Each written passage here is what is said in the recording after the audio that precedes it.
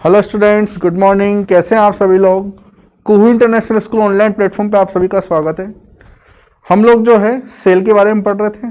Cell के बाद हम लोगों ने वहाँ पर नस्ट इक्वेशन देखी। नस्ट इक्वेशन के बाद में कुछ क्वेश्चंस किए। अब हम लोग देखेंगे कंसंट्रेशन सेल भी देख चुके। अब हम लोग देखेंगे अगर दो सेल हम लोगों ने बनाए हैं। मैंने आपको रेफरेंस इलेक्ट्रोड पोटेंशियल के बारे में बताया था। वहाँ पे दो अलग अलग इलेक्ट्रोड्स लेकर, मतलब एक इलेक्ट्रोड हाइड्रोजन को ले लिया और दूसरे का अगर पोटेंशियल चेक करना है तो उसको हम लोग चेक करना सीख गए थे। अब मैं आपको ऐसे टॉपिक पे लेके चल रहा हूं कि जहां पर दोनों कंपार्टमेंट जो हैं वो हाइड्रोजन के बने हुए हैं, है ना। Cell made of 2 hydrogen electrode, ऐसा सेल जो 2 हाइड्रोजन इलेक्ट्रोड से मिलकर बना हुआ है। अभी तक हम लोग एक एक हाफ सेल देख के चल रहे थे, ठीक है। अब हम लोग देखेंगे cell made of 2 hydrogen electrode.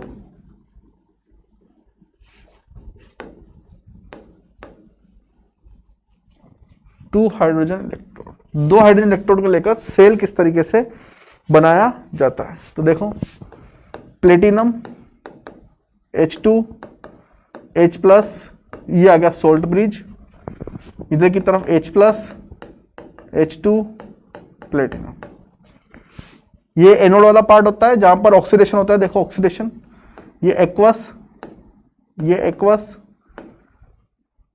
ये ठोस, ये गैस और ये ठोस, सॉलिड, ठीक है। अब यहां पर अगर आप ध्यान से देखो तो ये तो हो गया आपके पास में कौन सा पार्ट, एनोड, और इधर वाला हो गया आपके पास में कैथोड। अब देखो इसके अंदर हम लोग क्या करने जा रहे हैं। यहां पर जो एनोड की तरफ H+ आयन कंसंट्रेशन है, इसको मैं नाम दे रहा हूं C1, ठीक है। कंसंट्रेशन इसकी C1 है, इसकी कंसंट्रेशन जो है वो C2 है। ये जो गैस है इसका प्रेशर है P1 और ये जो गैस है इसका प्रेशर है P2, ठीक है। अगर यहां पर हम लोग चेक करें कि दोनों तरफ कंपार्टमेंट जो है इसके अंदर एक ही टाइप के सेल हैं, मतलब एक ही टाइप के इलेक्ट्रोड्स हैं, एक ही टाइप के H+ आयन सॉल्यूशंस हैं। लेकिन यहां पर जो H+ आयन सॉल्यूशन है उनकी कंसंट्रेशन जो है वो क्या है, डिफरेंट है। अगर कंसंट्रेशन डिफरेंट है तो फिर इनको हम लोग क्या बोल सकते हैं, इनको हम लोग बोल सकते हैं कंसंट्रेशन सेल।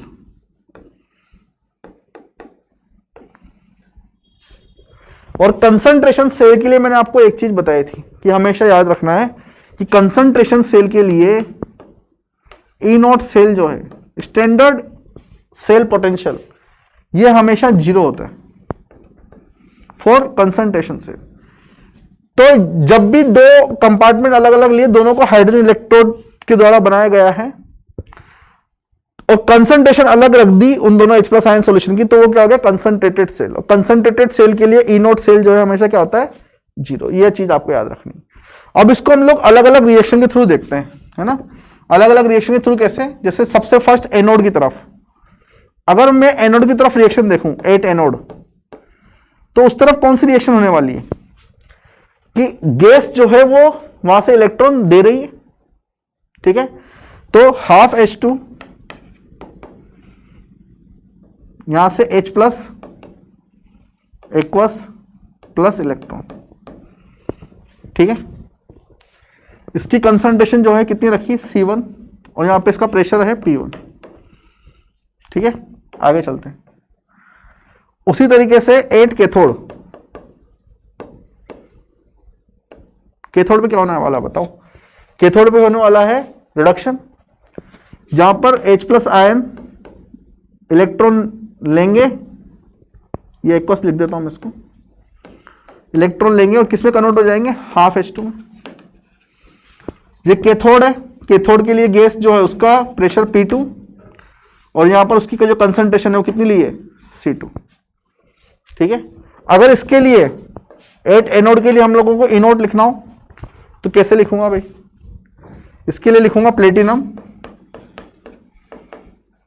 H2 से H+ बराबर, मान लो ये है +X वोल्ट, ठीक है। और दूसरी तरफ जो E0 H+ H2 से PTO माइनस एक्स, तो ये टोटल मिलाकर ई नॉट सेल कितना होने वाला है? यहाँ पर ई नॉट सेल होने वाला है 0, ये हमें पता है ना। और अगर ये 0 है तो ये मान लो ये दोनों भी 0 0 ही है आपके पास में, ठीक है, ये दोनों भी क्या है? 0 0 ही हैं, ये दोनों भी क्या है यहाँ पर? 0 0 ही हैं। इसको प्लस एक्स भी क्यों बोले हम लोग? 0 ही बोले ना, क्योंकि कल हम लोगों ने जब हाइड्रोजन पोटेंशियल देखा था, रेफरेंस पोटेंशियल, तो वो वैसे भी हम लोगों ने इनके लिए क्या लिया था? 0 ही लिया था, तो 0 + 0 0 ही होगा। ये था स्टैंडर्ड स्टैंडर्ड ऑक्सीडेशन पोटेंशियल, और ये क्या था? स्टैंडर्ड रिडक्शन पोटेंशियल, ठीक है। और टोटल मिलाकर जो सेल पोटेंशियल है वो 0 है। अब यहां पर अब आप देखिए कि यदि मुझे टोटल रिएक्शन लिखनी हो तो कैसे लिखूंगा? टोटल रिएक्शन लिखूंगा हाफ H2 प्लस ये H प्लस ये वाला C2, देखो लेफ्ट हैंड साइड, फिर राइट, इलेक्ट्रॉन से इलेक्ट्रॉन कैंसिल हो जाएंगे, बाकी और चीजें कैंसिल मत कर देना, दोनों की कंसंट्रेशन अलग अलग है। ये आ जाएगा H plus C1 plus half H2 P2, clear? इसकी P1 pressure. Number of electron cancel out, N बराबर कितना है यहाँ पर? 1। इसके लिए यदि मुझे Q लिखना हो कैसे लिखूंगा बताओ? Q बराबर होगा C1 या फिर H plus ion concentration PH2 की पावर 1/2, ठीक है, डिवाइडेड बाय, ये एक्टिविटी लिखना सिखाया था मैंने आपको लास्ट क्लास, पता हो तो। नीचे की तरफ ये PH2 की power 1/2 dot H plus ion concentration. ये पूरा का पूरा जो है, ये कौन सा है? इधर वाला देखो, प्रोडक्ट, और ये पूरा का पूरा जो है ये क्या है? रिएक्टेंट। इस रिएक्टेंट में और प्रोडक्ट में ये जो H प्लस आयन कंसंट्रेशन है ये C1 है, और किसकी होगी? C1 होगी एनोड की, ए लिख रहा हूं उसके, ठीक है। और ये जो PH2 की पावर 1/2 है, ये किसके लिए हम लोगों ने? ये कैथोड के लिए, C लिख रहा हूं उसको। ये प्रेशर किसका लिया है? कैथोड का। नीचे की तरफ अगर ध्यान से देखो तो ये जो P1 है, PH2 की पावर 1/2 प्रेशर, ये किसका है? P1, ये है एनोड का, ठीक है। और यहाँ पे concentration H plus ion concentration किसकी है? C2, मतलब कैथोड की। देखो हम लोगों ने लिखा हुआ है सब ऊपर, सॉरी,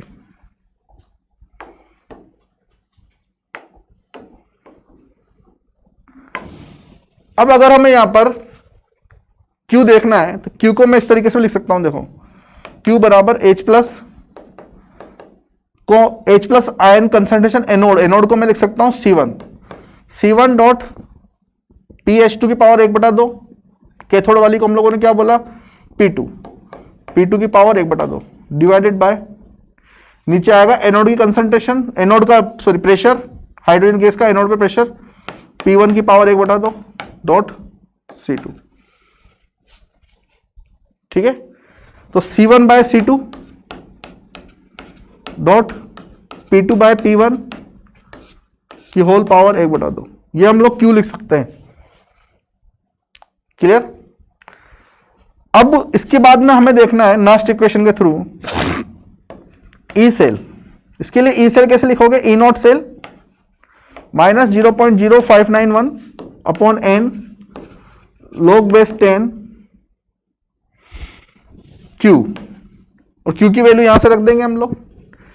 ई नॉट सेल इसके लिए 0 है, निकाल चुके अभी जस्ट। n की value number of electron cancel out 1 है, तो ई सेल बराबर हो जाएगा 0.0591 log 10 बेस। इसको लिख देते हैं हम लोग C1 bye C2 dot P2 bye P1 की पावर 1/2, सीधे लिख देते हैं, ठीक है। और यहां पे आ जाएगा माइनस, ये आ जाएगा आपके पास में ई सेल। बताइए, सबने यही किया है। अब यदि हम लोग यहां पर देखें नस्ट इक्वेशन के द्वारा ये चीज हम लोगों ने देख ली है। अगर हम लोग यहां पर P1 बराबर P2 कर दें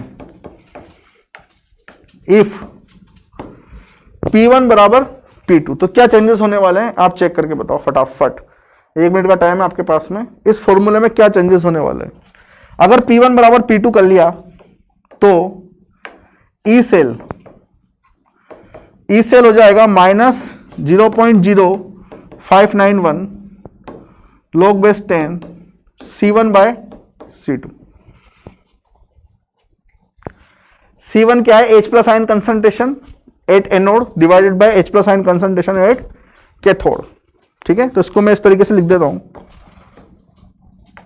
बराबर -0.0591 log base 10 H plus ion concentration at anode divided by H plus ion concentration at cathode.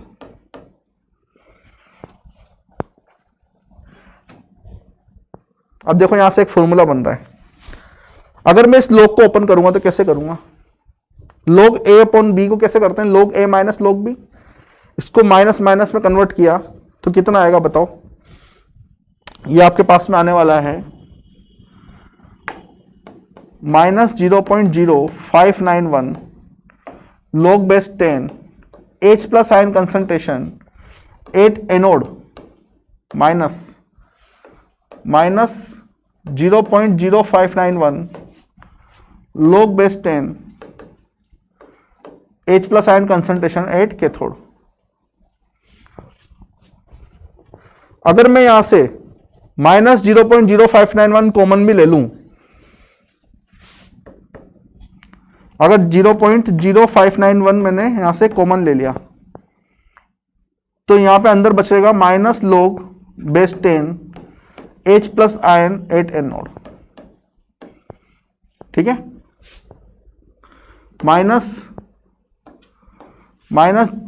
log 10 H plus ion concentration at cathode. अब मुझे बताओ pH का फॉर्मूला क्या होता था? pH बराबर होता था minus log base 10 H plus ion. तो यहां पर ये pH कौन सी है? एनोड की, और यहां पर ये pH कौन सी है? कैथोड की। अगर मैंने ये फॉर्मूला मुझे पता है इक्विलिब्रियम से, pH बराबर होता है minus log 10 base H plus ion, तो ये आपके पास में है minus log H plus ion, minus log 10 base H plus ion anode. तो pH किसकी हो गई? एनोड की, और ये pH किसकी होगी? कैथोड की। तो देखो फॉर्मूले में क्या चेंजेस हो रहे हैं यहाँ पर, 0.0591 ये pH है आपके पास में एनोड की, माइनस ये pH है आपके पास में किसकी? कैथोड की, और ये आपके पास में आ गया ई सेल। तो अगर आपको H प्लस आयन कंसंट्रेशन ना दे करके आपको सीधे वहां पर pH दे रखी हो सॉल्यूशन की, तो आप ये फॉर्मूला लगा सकते हो। लेकिन ये फॉर्मूला तभी एप्लीकेबल होगा व्हेन P1 बराबर P2, जब दोनों के जो प्रेशर हैं, दोनों गैस जो उधर उधर आ रही है जा रही है, उनका अगर प्रेशर इक्वल है तब। क्लियर? अगर दोनों का प्रेशर इक्वल है तो आप ये फॉर्मूला वहां पर अप्लाई कर सकते हैं। मैं एक बार फिर से इसको समझा रहा हूं।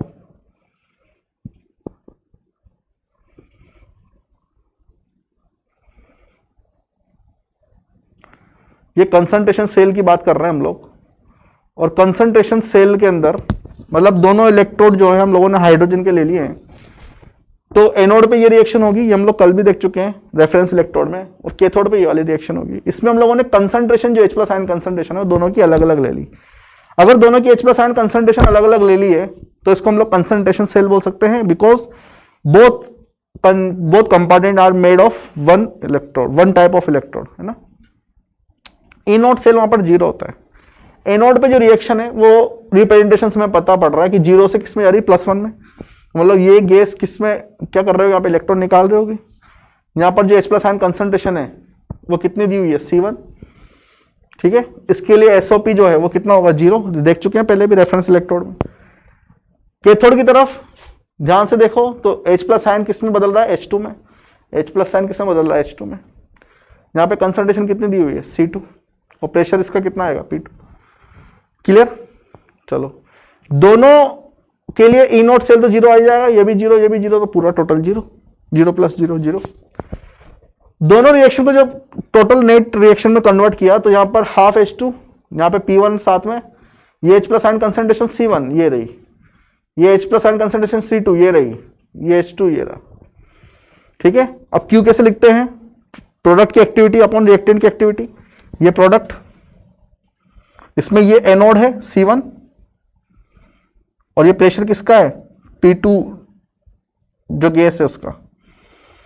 ठीक है, मतलब कैथोड की तरफ जो गैस है उसका है, हाइड्रोजन गैस का। ठीक है, तो ये एनोड ये कैथोड लिख रखा है मैंने यहाँ पर। प्रोडक्ट अपॉन रिएक्टेंट की एक्टिविटी, इसको मैंने फॉर्मूले में जमा लिया, C1 bye C2 P2 bye P1 की पावर 1/2, ये फॉर्मूला रहा। अगर सीधा प्रेशर और कंसंट्रेशन दे रखी है तो यही आपको वैल्यू पुट कर देनी है। और अगर आपको बोला है इफ P1 बराबर P2 है ना, अगर P1 बराबर P2 है तो यहां पर हम लोग क्या कर सकते हैं? P1 बाय P2 को हटा सकते हैं, C1 बाय C2 हो जाएगा। C1 बाय C2 क्या है? H plus anode upon H plus cathode. C1 क्या है? एनोड की H प्लस आयन कंसंट्रेशन और कैथोड की H plus ion concentration C2। ठीक है, इनको जब ओपन किया तो इस तरीके से ओपन कर सकते हैं। यहां से हम लोगों ने कॉमन ले लिया 0.0591, ये minus log H plus anode बचा, यहां से भी 0.059 कॉमन आ गया। यहां पे क्या बचा? Minus log H plus cathode, minus log 10 base H plus, ये क्या है? pH, तो ये एनोड पे H प्लस आयन कंसंट्रेशन की pH और ये कैथोड पे H प्लस आयन कंसंट्रेशन की pH, और ये फॉर्मूला आपके पास में आ गया अगर pH दी हुई है दोनों कंसंट्रेशन सॉल्यूशन के अंदर।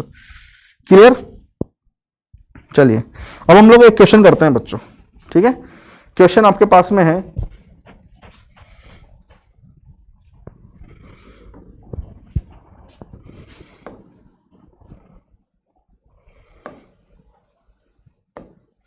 क्वेश्चन है platinum H2H plus ion salt bridge, या फिर इसको कर दो HCl और इसको कर दो H2SO4।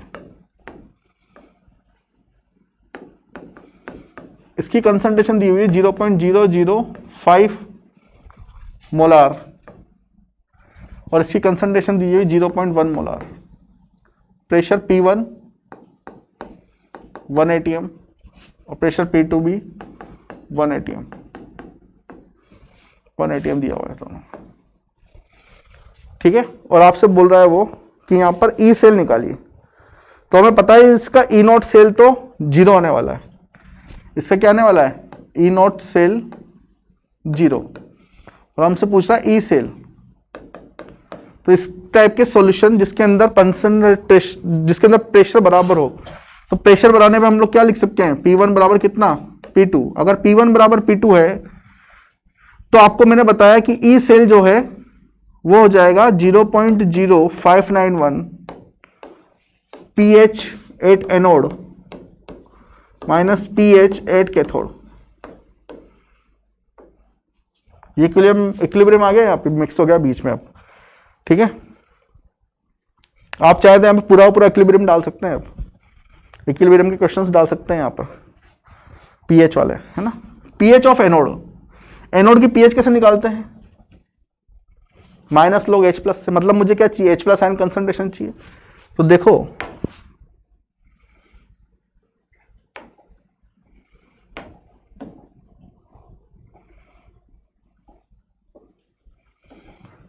H plus ion concentration यहां से निकलेगी, इसकी H प्लस आयन कंसंट्रेशन दे रखी है कितनी? 0.01, मतलब 10 की घात माइनस 2, 10 की घात माइनस 2, मतलब कि pH कितनी हो जाएगी इसकी? 2। ठीक है, तो एनोड वाली pH कितनी आ गई आपके पास में? 2। यहां पर आप देखो H2SO4, ये H प्लस आयन कंसंट्रेशन कितनी दी हुई है यहाँ पे? 0.005,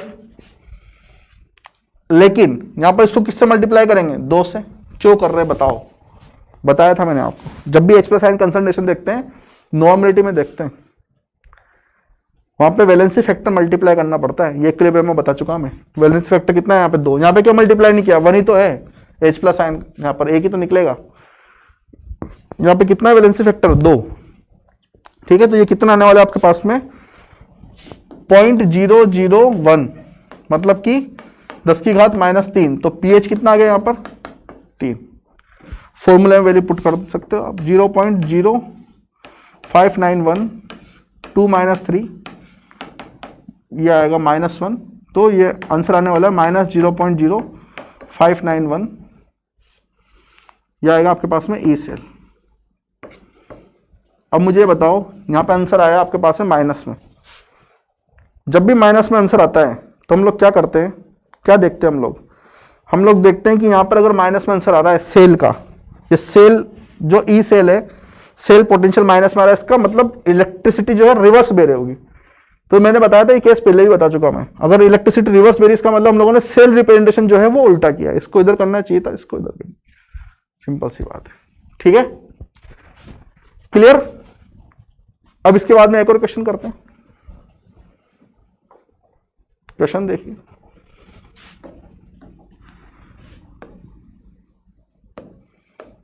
platinum H2 HCl NaOH H2 platinum, यहाँ पे कंसंट्रेशन दी हुई है 0.0001 मोलार, 0.0001 मोलार, 2 बार जीरो डाल दो सिर्फ। यहाँ पे दी हुई है 10⁻⁻⁴ मोलार, या 3, सॉरी 10⁻⁻³ मोलार कर लो। ये 1 atm है यहाँ पर प्रेशर, यहाँ पर भी प्रेशर कितना है 1 atm, ठीक है। प्रेशर दोनों के बराबर है, मतलब P1 बराबर P2 कंडीशन लग जाएगी, P1 बराबर P2 कंडीशन लग जाएगी। तो ई सेल यहाँ पर, ई नॉट सेल यहाँ 0 आ ही जाएगा, ये बता चुके हम लोग।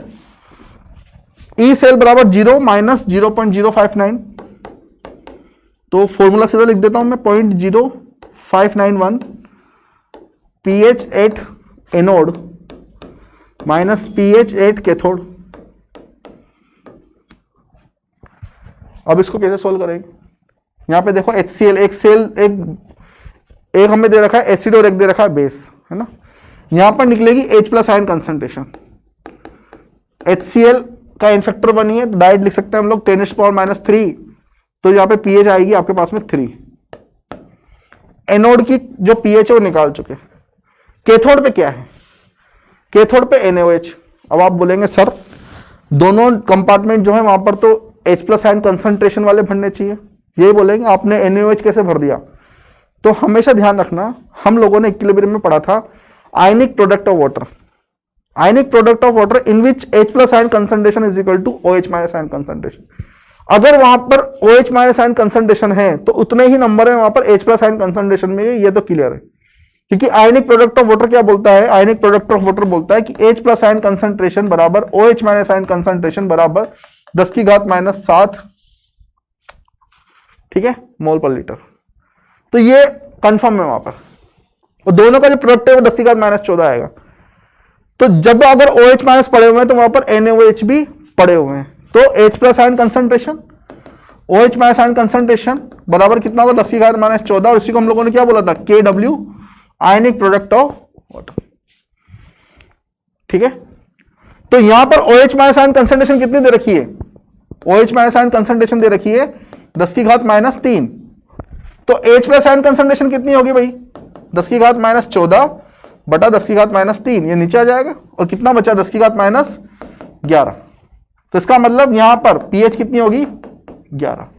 फॉर्मूले में डालो, आंसर निकालो, 0.0591 3 माइनस 11, तो -7 बाहर आ जाएगा, -7, सॉरी -7 तो ना, तो -8 होता है, -8 इंटू 0.0591,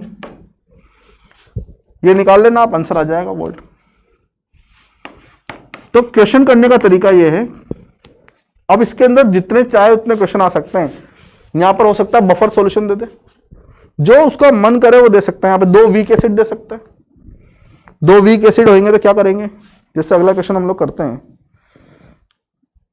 अगला क्वेश्चन आपके पास में दे रखा है,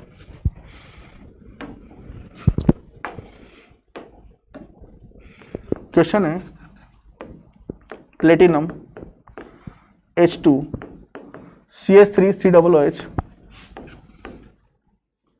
यहाँ पर HCOOH H2 प्लेटिनम। पहले तो एक स्ट्रॉन्ग एसिड, दो स्ट्रॉन्ग एसिड का केस लिया, फिर एक स्ट्रॉन्ग एसिड एक स्ट्रॉन्ग बेस का केस लिया। अब हम लोग कौन सा केस ले रहे हैं यहाँ पर? दोनों वीक एसिड का केस। देखना नोट्स उठा के, लास्ट ईयर इक्विलिब्रियम में तीनों केस बताया मैंने। वीक एसिड वीक एसिड, दोनों वीक एसिड ले लें तो क्या बनेगा, है ना? तो दोनों वीक एसिड ले लें।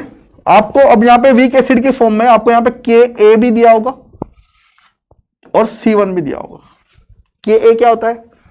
आयनाइजेशन कांस्टेंट ऑफ एसिड, है ना, पढ़ रखा हम लोगों लास्ट ईयर। ये भी वीक है तो यहाँ पर भी क्या आएगा, Ka2 और C2 भी दिया होगा। इसका 1 atm दिया हुआ है, ये भी कितना दिया हुआ, 1 atm। P1 बराबर P2।